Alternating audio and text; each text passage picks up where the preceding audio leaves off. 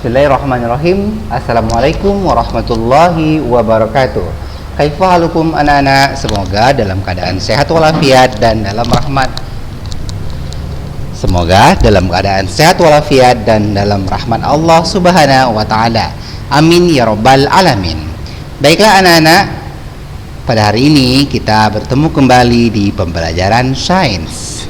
Nah, mudah-mudahan pada hari ini kita bisa lebih semangat lagi dan lebih sportif dalam belajar. Amin ya rabbal alamin. Baiklah anak-anak Ustadz, sebelum kita masuk ke pembelajaran, hari ini kita review dulu pembelajaran di minggu lalu berupa penugasan yang sudah kalian kumpulkan. Nah, perhatikanlah slide berikut ini. Ini ada dua soal, di mana soal-soal ini merupakan soal tentang kalor dan hubungannya tentang grafik. Baiklah, soal yang pertama dan yang kedua ini adalah jenis soal yang sama tetapi berbeda yang ditanyanya, ya.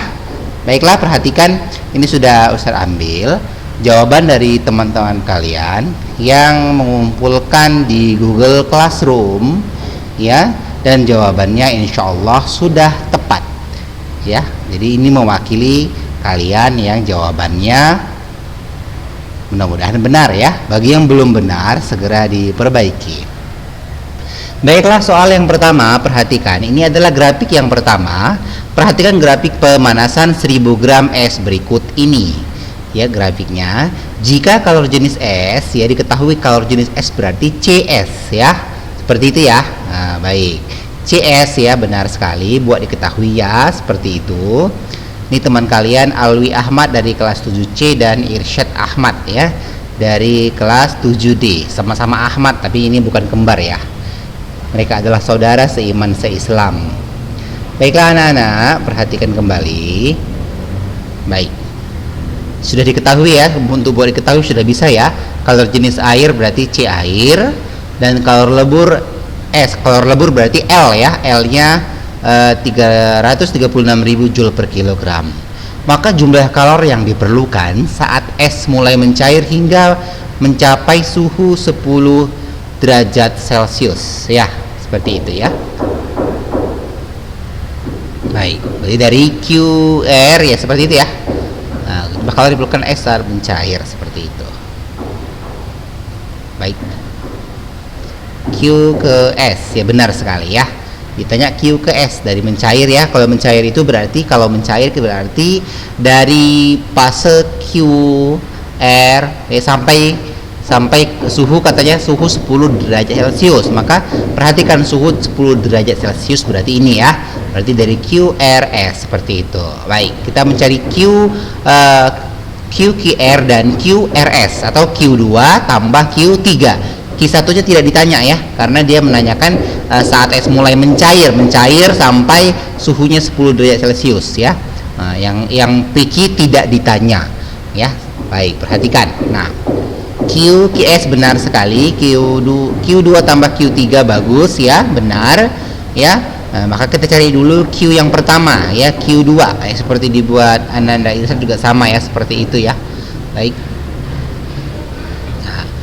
Q ke R, ya, Q2 maksudnya. Q2 itu rumusnya karena mencair maka ya di situ melebur, ya, maka dia kalor lebur. Q sama dengan M kali L. M kali L berarti masanya kita ubah dulu, ya, ke kilogram. Tadi kan diketahui dalam gram, ya, 1000 gram. Kenapa diubah ke dalam kilogram? Dalam mengalihkan, dalam membagikan, kita harus menyamakan satuan dahulu. Demikian juga dalam menjumlahkan dan mengurangkan dalam operasinya, ya. Nah, maka kita harus perhatikan satuan yang lain. Ini Joule per kilogram, ya, ini kilogram, semuanya kilogram. Maka yang gram ini kita ubah dulu ke kilogram. 1000 gram sama dengan 1 kilogram. Sehingga, ya, M kali L berarti 1 dikali kalor lebur tadi adalah 336.000, maka 1 dikali 336.000, maka hasilnya 336.000 Joule. Ditambah dengan Q3 itu R ke S, ya, berarti ini rumusnya apa? MC delta T, ya. MC delta T rumusnya adalah, kita masukkan nilainya ya. M-nya 1 kg, C-nya C air ya di sini ya, karena sudah menjadi air bukan CS lagi. Karena setelah melebur atau mencair itu sudah menjadi air ya, maka dia C air bukan CS lagi ya. CS tadi di sini di bawah yang MC delta T untuk yang dari -5 sampai sini sampai 0 ya. Oke. Nah, berarti kita kalikan 1 kg dikali 4.200 dikali dengan delta T. Delta T-nya berapa? Ini dari 0 ya, lihat grafiknya naik ke atas ya, dari 0 ke 10 berarti 10 dikurang 0 berarti 10 ya, seperti itu ya.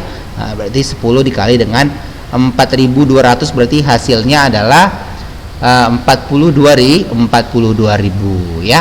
Oke, berarti 336.000 tambahkan dengan 42.000 seperti itu, tambahkan hasilnya 378.000 joule ya. 378.000 joule. Baik, itulah soal yang pertama. Sudah paham ya anak-anak ya? Pinter sekali kalian semua. Amin. Untuk nomor 2 ini Ustaz ambil dari Bang Irsyad saja ya. Kebetulan di sini langsung sudah muat di sini untuk 1 lembar. Perhatikan untuk gambar yang kedua atau soal yang kedua ya. Di sini yang ditanya apa? Yuk kita lihat. Nah, yang ditanya dari A, B, C, D ya. Nah, ini kebetulan soalnya ini yang ditanya langsung ya, dari Q1 Q2 tambah QT tambah Q3 seperti itu ya. Baik. Nah, Q1 nya berarti ini ya, MC delta T ya, seperti itu ya. Ini dia MC delta T, atau sama ya yang ditanya ya. Oke, kita lihat dulu. Iya, sepertinya sama yang ditanya ya. Oke, Alvan ya. Nah, berarti soal nomor 2 yang ditanya juga sama dari sini ya. QAD-nya M kali L, MC delta T ya, berarti sama ya Alvan ya. Karena minggu lalu mungkin sudah Ustaz sampaikan ya, sama yang ditanya ya. Oke, baik. Sama caranya seperti nomor 1, dapatnya 483.000 joule ya. Caranya sama seperti nomor 1. Jika memang yang ditanya ya dari sini, dari QR sampai S, kecuali kalau yang ditanya dari SQR sampai sini ya. Dari sini misalnya kita buat P ya, PQRS, baru kita tambahkan yang di sini. Jadi Q1 tambah Q2 tambah Q3 seperti penjelasan minggu lalu. Baiklah anak-anak ya, mudah-mudahan kalian bisa paham. Kalau kurang paham silakan ulangi video ini ataupun cari sumber-sumber yang kalian dapatkan ya, bisa dari mana saja. Baiklah, kita sambung materi pada hari ini. Materi kita adalah energi dalam sistem kehidupan. Nah, pernahkah kalian dengar kata-kata energi? Benar sekali, energi adalah kemampuan melakukan usaha. Ya, nah, energi yang kita peroleh dari mana? Ya, yang pastinya dari Allah Subhanahu Wa Taala melalui apa yang kita makan, ya, yaitu makanan. Maka sehingga kita bisa memiliki energi. Oke. Nah, ini adalah peta konsep untuk penjabarannya, di mana energi pengertiannya merupakan kemampuan melakukan usaha.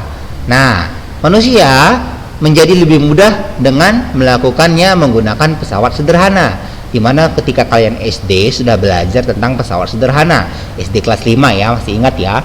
Nah, contohnya misalnya bidang miring, katrol, tuas, sekrup, ya, baji dan sebagainya. Nah, itu merupakan usaha dalam kehidupan sehari-hari. Selanjutnya, energi merupakan benda yang bergerak. Untuk benda yang bergerak ya, untuk benda yang bergerak ada energi mekanik. Energi mekanik itu merupakan penjumlahan energi kinetik dengan energi potensial. Energi kinetik ini karena ada kecepatannya. Ya, rumusnya masih ingat ya, kalau kalau siswa Olimpiade SD dulu ya udah pernah belajar tuh energi kinetik ya. Rumusnya adalah EK sama dengan mv kuadrat per 2 atau setengah kali mv kuadrat ya. Dari energi potensial ini energi karena kedudukannya ya, yaitu rumusnya EP sama dengan M kali G kali H, massa kali gravitasi kali ketinggian ya. Nanti di kelas 8 insya Allah belajar lagi ya. Ini hanya sebagai review kembali. Nah, dirumuskan dalam hukum kekekalan energi. Nah, Energi terdiri atas energi panas, energi listrik, energi cahaya, energi kimia, dan energi gerak. Nah, contoh perubahannya, misalnya energi listrik menjadi energi gerak, ya.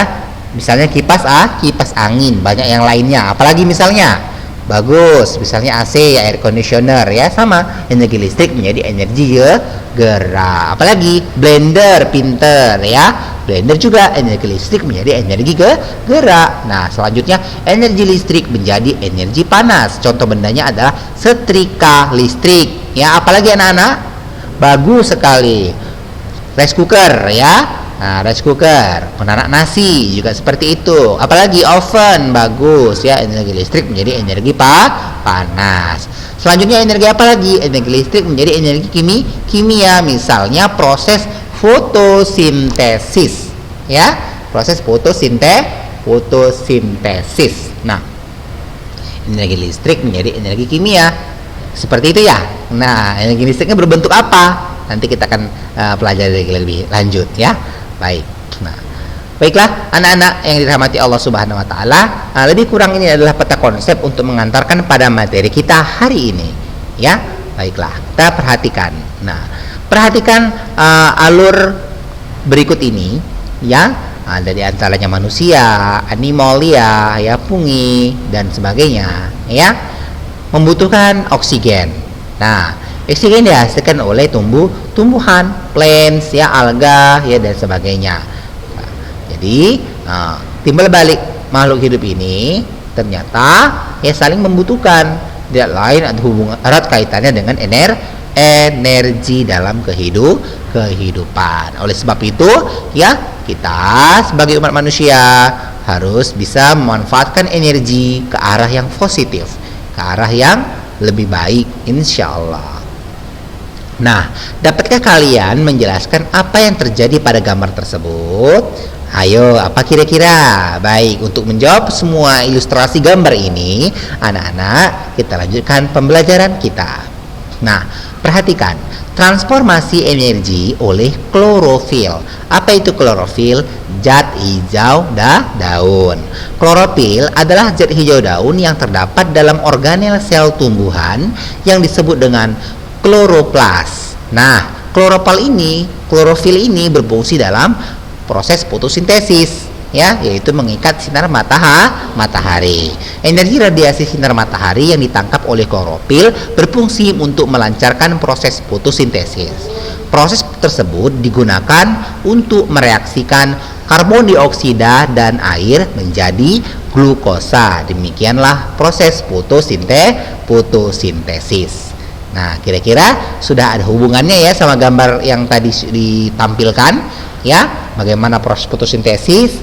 Ya, kita akan berpikir kritis lagi. Nah, selain menjadi energi kimia dalam glukosa, hasil reaksinya menghasilkan oksigen yang dapat digunakan oleh tumbuhan untuk beraktivitas seperti tumbuh, berkembang, dan bernapas. Jadi, energi radiasi matahari yang berbentuk energi cahaya diubah menjadi energi potensial dan energi kimiawi yang disimpan dalam molekul karbohidrat dan bahan makanan lainnya. Anak-anak, pernahkah kalian mendengar istilah transformasi? Transformasi, ya, ini bukan nama robot-robotan atau bukan nama main-mainan, tapi apa ya kira-kira? Perhatikan, transformasi energi dalam sel terjadi sebagai berikut. Yang pertama, pada makhluk hidup heterotrof. Apa itu heterotrof? Kita sudah belajar ya di bab awal kemarin tentang klasifikasi. Heterotrof merupakan makhluk hidup yang memanfaatkan sumber makanan organik. Makhluk hidup yang tidak mampu merubah senyawa anorganik menjadi senyawa organik. Energi bersumber dari makanan yang dikonsumsi. Energi ini akan mengalami transformasi, mulai dari energi potensial, berubah menjadi energi kimia, makanan menjadi energi kinetik atau gerak dalam aktivitas makhluk hidup tersebut. Nah, transformasi energi tersebut terjadi di dalam organel, terdapat di dalam sel, ya. Baik, pernahkah dengar istilah sel? Sudah ya, kalian sudah mendengar. Apa itu sel kira-kira? Iya, bagus sekali. Sel itu adalah unit terkecil penyusun tubuh. Nah, tahukah kalian makanan sebagai sumber energi? Tahu ya, insya Allah ya. Nah, metabolisme merupakan totalitas proses kimia di dalam tubuh. Metabolisme meliputi segala aktivitas hidup yang bertujuan agar sel tersebut mampu untuk tetap bertahan hidup, tumbuh dan melakukan reproduksi. Semua sel penyusun tubuh makhluk hidup memerlukan energi agar proses kehidupan dapat berlangsung. Sel-sel menyimpan energi kimia dalam bentuk makanan, kemudian mengubahnya dalam bentuk energi lain pada proses metabolisme. Proses metabolisme di dalam sel melibatkan aktivitas sejumlah besar katalitas biologi yang disebut dengan enzim dan berlangsung melalui respirasi, yaitu katabolisme dan sintesis anabolisme. Hayo, apa kira-kira istilah katabolisme dan anabolisme? Nah, nanti kalian akan pelajari secara mandiri. Katabolisme dan anabolisme itu merupakan proses yang terjadi ya secara kimiawi. Baiklah anak-anak yang dirahmati oleh Allah Subhanahu wa taala, dua lintasan kimia metabolisme adalah sebagai berikut. Yang pertama, seperti yang tadi yang sudah disampaikan, apa itu katabolisme? Katabolisme adalah penguraian suatu zat menjadi partikel yang lebih kecil untuk dijadikan energi. Sementara itu, anabolisme merupakan reaksi untuk merangkai senyawa organik dari molekul-molekul tertentu agar dapat diserap oleh tubuh. Baik anak-anak, paham ya mengenai istilah kata dan anabolisme. Nah, reaksi katabolisme, reaksi yang sifatnya memecah ikatan kimia yang kompleks menjadi ikatan kimia yang lebih sederhana. Pada waktu ikatan putus dan molekul terpecah, terjadi pembebasan energi, yaitu reaksi exorganic. Contoh reaksi katabolisme adalah proses respirasi, termasuk respirasi aerob dan anaerob. Aerob dan anaerob. Aerob menggunakan oksigen, sedangkan anaerob tanpa memerlukan oksigen. Nah, selanjutnya reaksi anabolisme merupakan reaksi pembentukan. Kalau tadi katabolisme tadi reaksi apa? Reaksi pemecahan, sedangkan anabolisme pembentukan, yaitu pembentukan molekul sederhana menjadi molekul yang lebih kompleks. Reaksi anabolisme merupakan reaksi sintesis karena adanya transformasi energi yang disimpan dalam bentuk ikatan kimia. Oleh sebab itu, reaksi anabolisme disebut juga reaksi yang membutuhkan energi endergonik. Contoh reaksi anabolisme adalah sintesis, termasuk fotosintesis dan kemosintesis. Berarti kalau contoh dari katabolisme itu adalah respirasi, contoh dari anabolisme adalah fotosintesis dan kemosintesis. Bagaimana anak-anak? Paham ya? Alhamdulillah. Proses fotosintesis. Fotosintesis merupakan perubahan energi cahaya menjadi energi kimia dalam bentuk glukosa. Proses yang dilakukan oleh tanaman atau makhluk autotrof lainnya. Apa itu autotrof? Sudah pernah kita pelajari, ya, autotrof. Nah, apa itu autotrof? Ya, bagus sekali. Tumbuhan yang mampu membuat makanan sendiri. Autotrof lawannya heterotrof. Nah, fotosintesis membutuhkan cahaya, air, dan karbon dioksida. Karbon dioksida ya, reaksinya sebagai berikut. Ya, CO2 tambah H2O menghasilkan C6H12O6 tambah O2. CO2 merupakan karbon dioksida, H2O air, ya, C6H12O6 karbohidrat, dan O2 adalah oksigen. Pintar sekali, Masya Allah. Di mana terjadi fotosintesis? Nah, terjadi di mana? Di daun. Sekalian semua cerdas, Masya Allah. Nah, struktur daun sebagai berikut. Nah, untuk proses fotosintesis ya, ini dia: kutikula, epidermis atas, parenkim palisade, mesofil, parenkim spons, epidermis bawah kutikula, dan sebagainya. Ini adalah bagian-bagian dari daun. Bagaimana struktur kloroflas? Nah, perhatikan gambar berikut ini. Terdiri dari dua lapisan membran. Bagian dalam disebut dengan membran. Bagian yang tebal disebut tilakoid. Kumpulan tilakoid disebut dengan granum. Jamaknya grana. Nah, stroma adalah cairan yang mengelilingi tilakoid. Ini dia ya, stroma. Baik, inilah kloroflas ya yang terkandung apa? Klorofil. Nah, terkait mengenai klorofil, kalian tadi sudah dengar terletak di membran tilakoid. Klorofil memiliki Mg+ di bagian tengah. Pigmen klorofil memperoleh energi foton dengan cara menyerapnya pada panjang gelombang tertentu, ya. Blue itu biru 420 nanometer dan red merah 660 nanometer yang paling efektif. Nah, tanaman berwarna hijau kenapa? Ayo, ada yang tahu anak-anak? Kenapa tanaman daun-daunnya biasanya kalau kita lihat pemandangan tuh warna hijau? Ada yang tahu? Bagus sekali ya, karena panjang gelombang berwarna hijau dipantulkan, bukan diserap. Masya Allah ya. Nah, kita lanjutkan. Nah, fotosintesis terjadi merupakan proses kimia terjadi dalam dua fase terang dan fase gelap. Ini jika kalian yang anak olimpiade, siswa olimpiade dulu ketika SD, ini tahu ya, terjadi dalam dua fase, yaitu reaksi terang dan reaksi gelap. Reaksi terang itu bagaimana? Ya, bagus sekali. Reaksi yang memerlukan cahaya, di mana cahaya diserap oleh pigmen. Sementara itu reaksi gelap, yaitu disebut juga dengan siklus Kelvin. Reaksi gelap disebut tahap sintesis dari fotosintesis, menangkap energi matahari untuk mengubah energi kimia menjadi gula. Demikianlah perbedaan secara umum terkait reaksi gelap dan reaksi terang. Oke anak-anak, kita lanjutkan.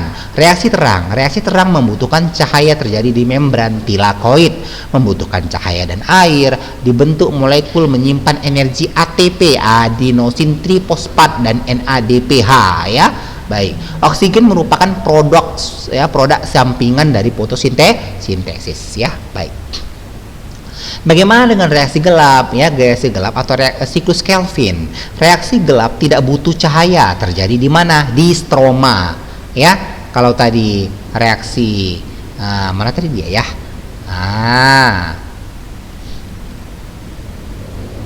Kelewatan ya. Ini dia. Kalau reaksi terang terjadi di membran tilakoid. Nah, sementara itu reaksi gelap terjadi di mana? Di stroma ya. Stroma yang mana? Ini tadi, ini bagian tumbuhan tadi stroma ya. Mana tadi dia? Nah, ini dia stroma ya. Oke, paham ya? Ini tilakoidnya. Baik, kita lanjutkan kembali. Nah, karbon dioksida adalah diubah menjadi glukosa. Produk gula yang dihasilkan di siklus Kelvin bukan glukosa, tapi gula 3 karbon, gliseraldehida trifosfat atau G3P. Untuk menghasilkan G3P, siklus Kelvin harus berlangsung 3 kali untuk mengubah 3 molekul karbon dioksida. Untuk membuat 1 molekul glukosa akan memerlukan 6 siklus dan fiksasi dari 6 molekul karbon dioksida. ATP dan NADPH yang dibentuk selama reaksi terang digunakan sebagai energi dalam membentuk glukosa. Nah, bagaimana dengan respirasi atau pernapasan? Ya, disebut dengan oksidasi biologi. Bukan sekedar memasukkan O2 dan mengeluarkan CO2 oleh paru-paru. Jadi, respirasi merupakan proses pemecahan glukosa oleh oksigen yang terjadi pada MH yang akan membentuk energi untuk aktivitas tubuh ATP adenosin trifosfat sebagai sumber energi. Baik, skemanya sebagai berikut ya. Nah, jadi yang memerlukan oksigen adalah setiap sel tubuh dipakai untuk memecah satu glukosa menjadi 36. Bagus ya. Baik. Alat-alat pernapasan apa-apa saja? Ya, ini gambarnya kita cancel dulu. Nah, alat-alat pernapasan ada hidung, tekak, tenggorokan, ya, cabang tenggorokan, bronkus, alveolus, dan pulmo atau paru-paru. Di SD sudah kalian pelajarin ya. Nah, ini dia. Laring adalah pangkal tenggorokan, ya, trakea, tenggorokan, paru-paru, tulang rusuk, tulang dada, dan ini sudah gambar skema yang sudah umum ya. Oke, kita lanjutkan kembali. Nah, bagaimana zat makanan? Zat makanan tubuh menghasilkan tubuh yang sehat karena makanan yang bergizi. Oleh sebab itu jagalah kesehatan, apalagi di masa pandemi seperti ini ya. Jaga kesehatan ya anak-anak. Nah, jika kita sakit, mengalami defisiensi vitaminosis, kekurangan vitamin, tubuh menjadi kekurangan makanan ya. Baik. Nah, selanjutnya makanan bergizi harus seperti apa? Ini dia. Ada mengandung karbohidrat, protein, lemak, garam mineral, nah, vitamin. Nah, ini semua diperlukan dalam jumlah yang sangat kecil ya. Tidak menghasilkan energi. Kekurangan vitamin dapat menyebabkan penyakit defisiensi. Untuk vitamin ya. Jadi vitamin juga harus dilengkapi dalam tubuh kita ya anak-anak. Nah, kita lanjutkan. Sampai di mana tadi kita? Iya. Baik, sini ya. Nah, karbohidrat sudah umum ya, merupakan penyawa kimia organik yang dibentuk dari karbon, hidrogen, dan oksigen. Terdiri dari 3 macam bentuk: polisakarida, disakarida, dan monosakarida. Ini adalah pembagian-pembagiannya. Silakan nanti dibuat ringkasannya sendiri ya. Baik, selanjutnya protein, senyawa organik yang tersusun dari asam amino C, H, dan O, dan nitrogen. 1 gram itu adalah 4,1 kilokalori. Nah, ini adalah contoh makanan atau zat-zat yang mengandung protein. Nah, kekurangan protein dalam jangka panjang ya menyebabkan apa? Busung lapar. Misalnya pada anak-anak ya, namanya kwashiorkor. Baik. Nah, lemak disebut juga dengan lipid, senyawa yang tersusun atas unsur CHO dan sedikit kandungannya. 1 gram lipid menghasilkan 9,3 kilokalori. Sumbernya misalnya kelapa, kacang-kacangan, alpukat, telur, produk olahan susu, dan sebagainya. Baiklah anak-anak, sekian pertemuan pada hari ini. Jangan lupa dibuat ringkasannya. Ustadz tunggu kembali ya jawaban kalian di Google Classroom yang seperti biasanya. Ya, mudah-mudahan dengan Google Classroom ini kita terhindar dari segala macam kekhawatiran, misalnya handphone kita rusak dan sebagainya. Data-data kita insya Allah masih tersimpan. Amin ya rabbal alamin. Barakallahu fikum, jazakumullah khair. Semoga bermanfaat. Tak tunggu ya kiriman ringkasannya di Google Classroom. Assalamualaikum warahmatullahi wabarakatuh.